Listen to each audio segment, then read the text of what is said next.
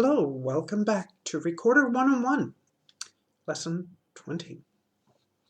We've got about 10 more lessons coming of these, and we have some new music today. Pease Bransle. So about peas, a dance. Yesterday, actually this week, the latest edition of Lute News from the British Lute Society arrived. I'm just going to show the cover. And it's quarterly. No, I don't play the lute. Tried, didn't succeed. But there's a interesting article in here that is about dances, the late period, so more 17th century dances. And many of this has given me to understand because it's a research paper that was to be presented in April, but wasn't because of the pandemic, which gives all sorts of things that there was a dance instructor employed and that dances very frequently only had one bar, one line of music, because you're just trying to teach the dancers the basic dance moves. For that, you employ a dance instructor. But that they also say that the number of instrumentalists very frequently was around 12. So if we think of some of our part pieces, which are Pease Bransle is a dance,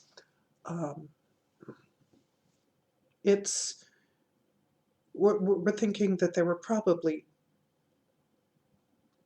parts for maybe 12 different players, and maybe people were playing the same part each time. Okay, this particular dance, which we will be beginning today, sets the speed at 160, which is quite fast. Trying to get my metronome out of my harp again, just for a taste of how fast 160 is.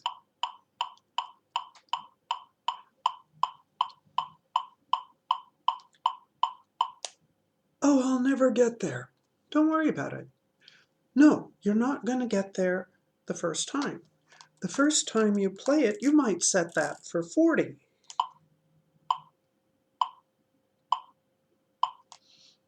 We've talked about this a number of times.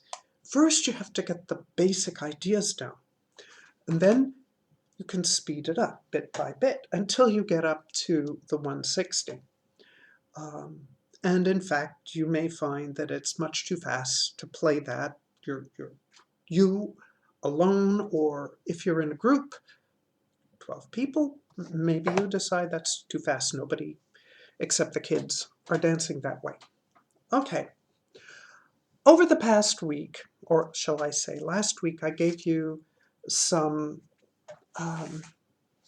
part of this piece, Basse Danse Bergaret, the shepherd's dance. Again, we're thinking, speeding it up.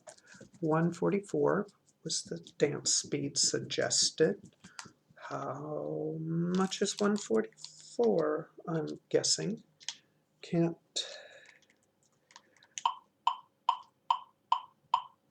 Is it that much slower than 160? That's 160. That's 144. Okay, again, we're starting slow.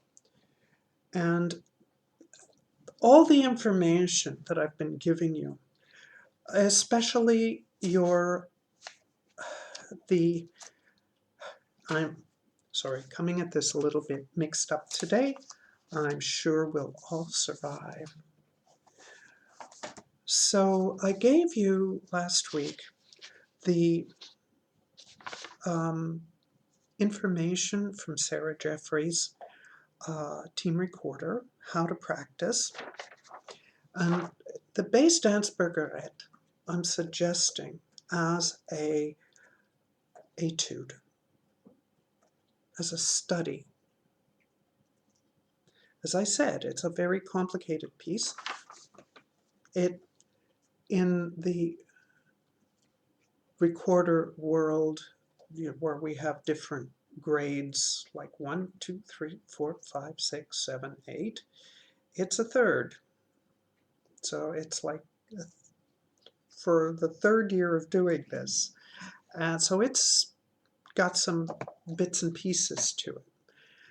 And as we look at Sarah's notes, we see that there's short practice, daily warm-up. So I've taken the first bar and note, the first note of the second bar, as my weekly practice for this week. That's it. That's my etude this week.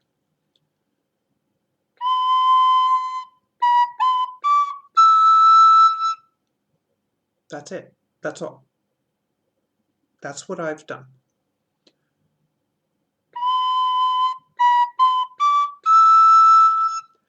And one of the things that I've noticed while doing that with a soprano is that, well, first I found I needed to trim my thumbnail.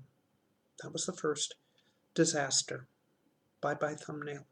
The second disaster that I found is that my fingers still don't know exactly where to come down.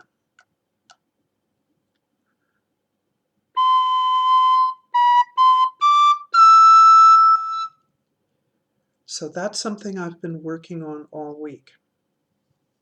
This is important. If you've chosen another part of this to work on, that's fine. If you've been trying to get all of it in, that's too much. It's a complicated piece. Don't try and get it all in.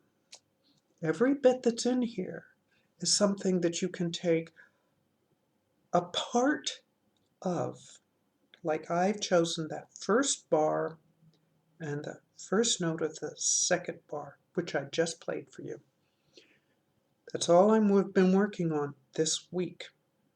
Next week, I'll be looking at a different bar and a note. Because that's something, those are the etude, and I could walk around the house playing that. Just that. Getting that down, getting that speed, getting my fingers in the right spot, that's enough. Okay? So when we do studies or etudes, that's part of what they're doing. And we don't need to go out and buy a book of etudes. You can, that's fine. But, you know, when I was doing my practice,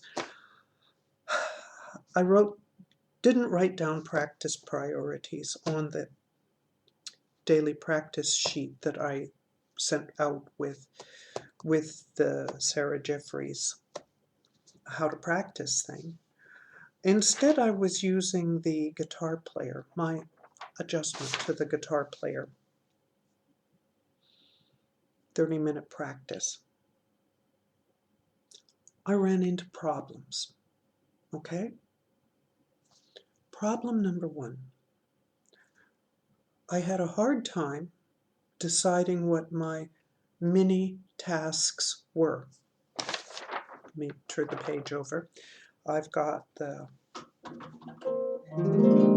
harp on one side and the recorder's on the other. So I do have my warm-up, and that's my bass dance, that first bar and next note. Then I had mini task 2, which was to prepare each part of today's upcoming Pease Bransle. And then on my other mini tasks are other pieces of music that I've been totally ignoring throughout this entire course, because I've been focusing on this course rather than on pieces that I should be trying to play. And they have disintegrated. They're disasters. If you think I make mistakes in these things, oh boy.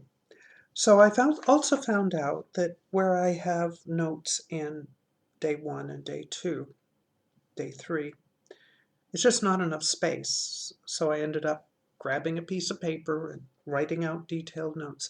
This is especially true for me and my harp. I really need more space and to really define what my tasks are.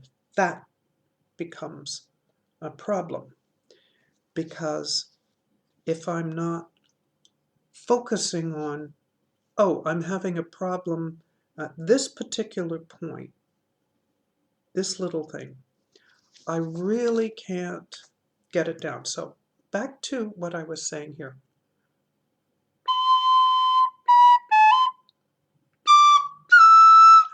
Just heard a mistake, a problem. So it was going from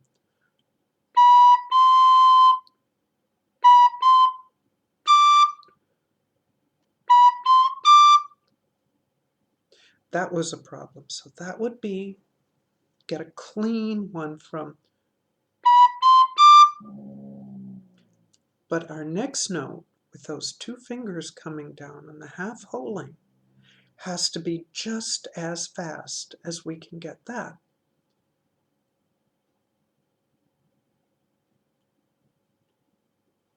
No sound.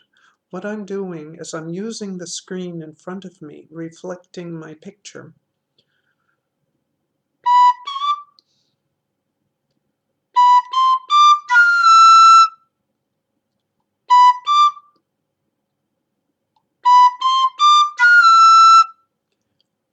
That, it's not that I haven't got everything in the right place.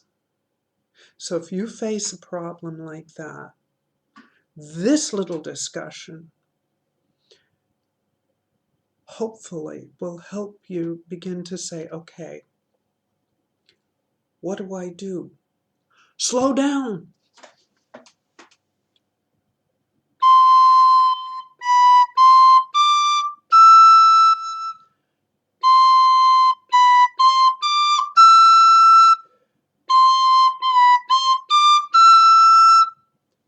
So between the second and the third, it disintegrated.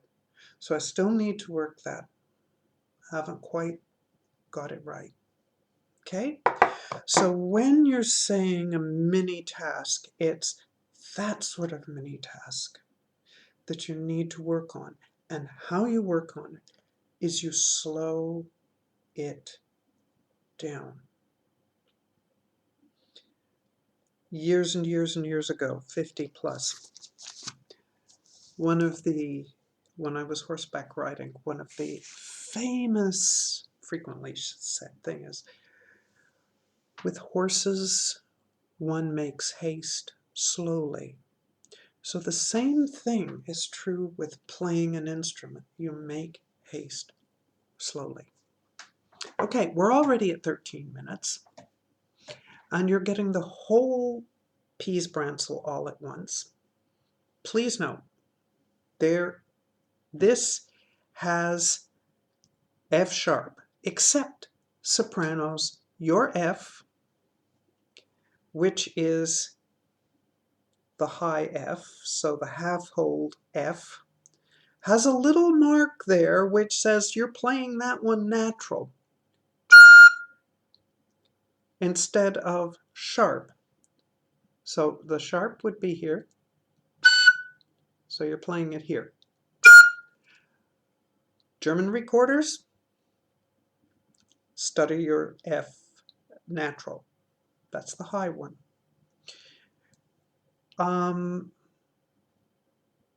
There aren't a lot of other Fs in here, but that's the way this piece is written. Now, sopranos, you're in the high range. This is good because it gives you practice with those challenging painful notes.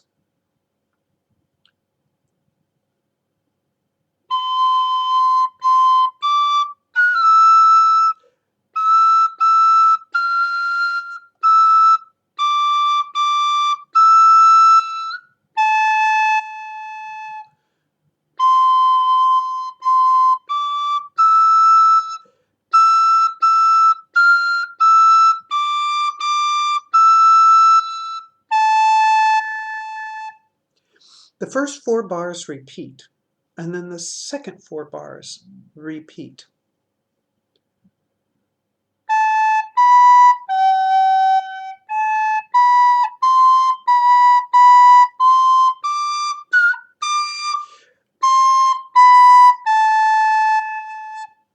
I made a mistake in there.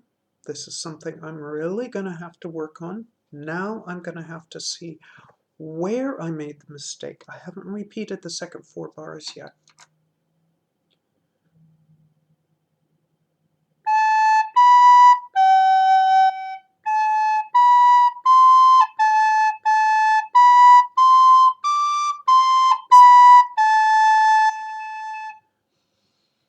I think it was...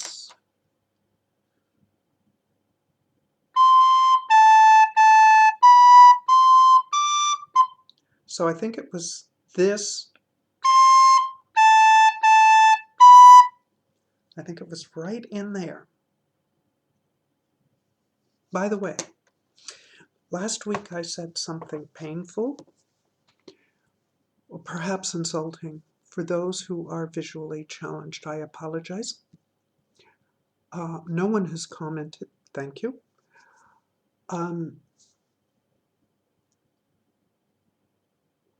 It's very wonderful to be able to actually see the score.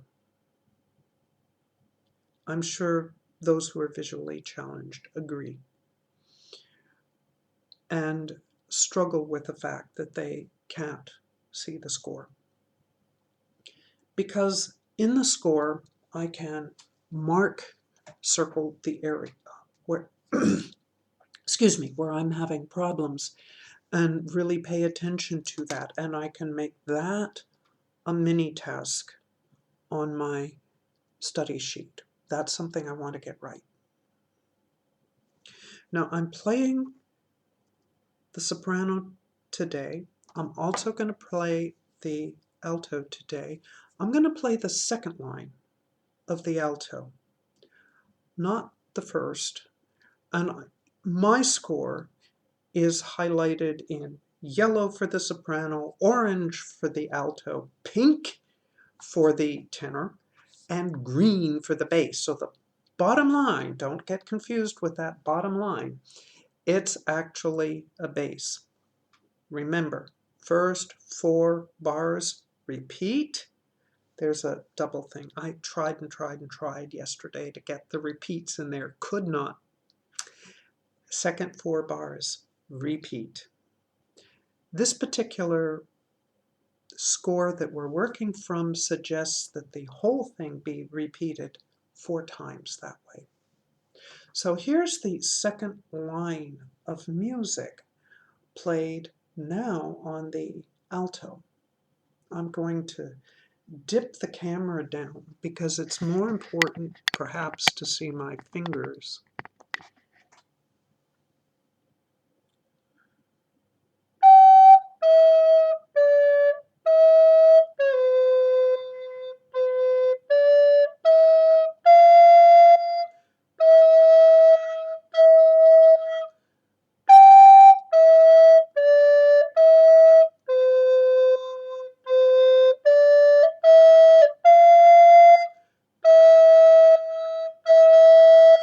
So that's the first 4 bars repeated.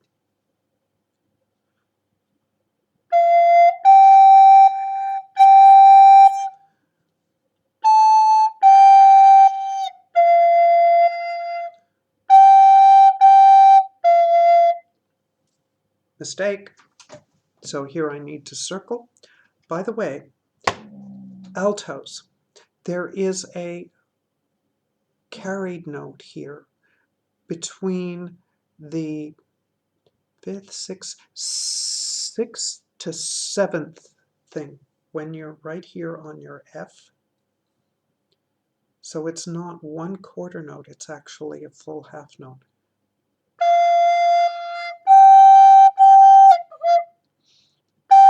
Anyway, let me try getting that second half done.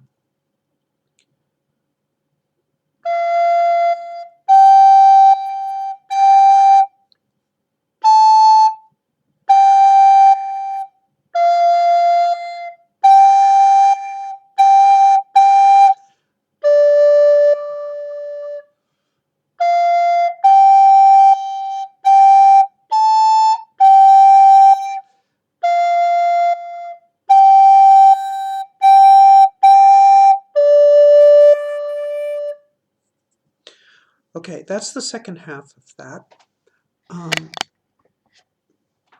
Another thing I couldn't get the Muse score to do was to put in the tied notes. So that's the two high Fs here, where you've got your thumb and your middle finger down on your thing. So I'm sorry that that's not there. I'm not putting in playing the tenor thing. This has gone on long enough.